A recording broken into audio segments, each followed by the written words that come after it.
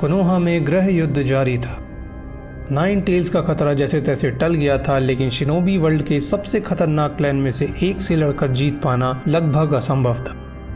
उचीहास का इतिहास है कि आज तक सिर्फ सेंजू क्लैन ही उनसे टक्कर ले पाया था। शारिंगान का सामना करना किसी भी आम शिनोबी के बस की बात नहीं थी। अब तक कोनोहा में उचीहा क्लैन के लगभग 50 से ज्यादा लोग आनबू और एस रैंक जोनिन से भिड़ रहे थे और कई सारे लीफ शिनोबीज उचीहास का शिकार हो चुके थे। जवाबी हमले में ह्यूगा क्लैन और आबुरामे क्लैन के निंजाज ने भी कई उचीहास को मार गिराया था। रात खत्म होते होते नारुतो की जान बचाने के बाद जिराया और ककाशी होकागे की मदद के लिए जाने ही वाले होते हैं और तभी विलेज की बॉर्डर की ओर से अचानक कुनाई की बरसात होने लगती है, जिसकी चपेट में कई लीफ शिनोबी आ जाते हैं। एक लीफ निंजा जोर से चिल्लाता है, स्टोन शिनोबी। किसी की समझ में नहीं आ रहा था कि आखिर ये सब हो क्या रहा है। हैरानी के साथ ककाशी कहता है, पहले उचीहास और अब स्टोन शिनोबी, आखिर इस दुनिया में चल क्या रहा है। जिराया कहते हैं कि जरूर उन्हें उचीहा विद्रोह की खबर मिल चुकी होगी और सही मौका देखकर उन्होंने भी हमला कर दिया। हमें उन्हें हर हाल में यही रोकना होगा। ये सब कोनोहा के सबसे भयानक सपने की तरह था, जिसकी किसी ने भी कल्पना नहीं की होगी। एक तरफ उचीहास जो विलेज के अंदर से हमला कर रहे थे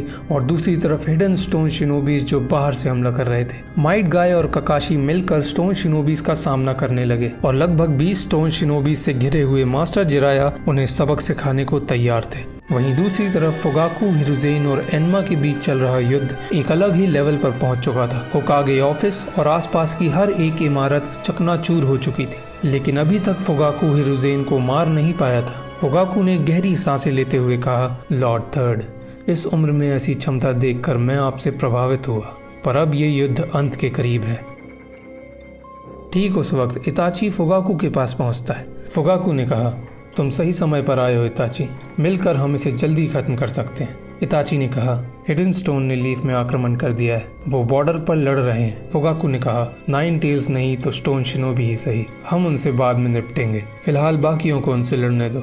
बाकी उचीहास भी दूर खड़े होकर ये सब सुन रहे थे और पहली बार इताची की आंखों में डर और चिंता झलक रही थी। डर इस बात का कि जिस जंग से वो विलेज को हमेशा से बचाना चाहता था, वो आज उसी की वजह से वास्तव में हो रही थी। इताची की अंतरात्मा शिजुई के आखिरी शब्दों को याद कर रही थी।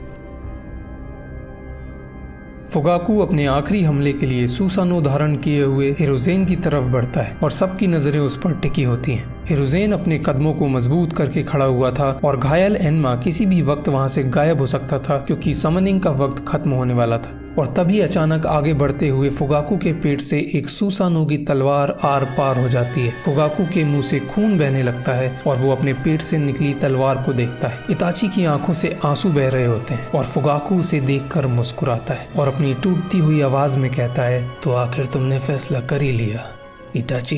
इताची की आंखों के सामने रोशनी छा जाती है और उसके दिल में जोर से दर्द होने लगता है और वो सारे दृश्य उसके सामने आने लगते हैं। नाइन टेल्स का अटैक, बेकसूरों की हत्या, डांजो की मौत, विलेज की तबाही, जंग की शुरुआत और अपने पिता की मौत।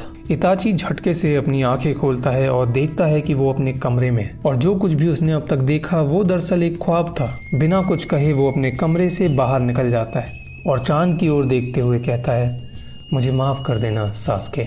और उसकी ठीक अगली रात उचीहा कत्लेआम की शुरुआत होती है। उस ख्वाब के बाद इताची के मन में कोई संदेह नहीं रह गया था। उसने तय कर लिया था कि वो है और रहेगा इताची ऑफ द हिडन लीफ।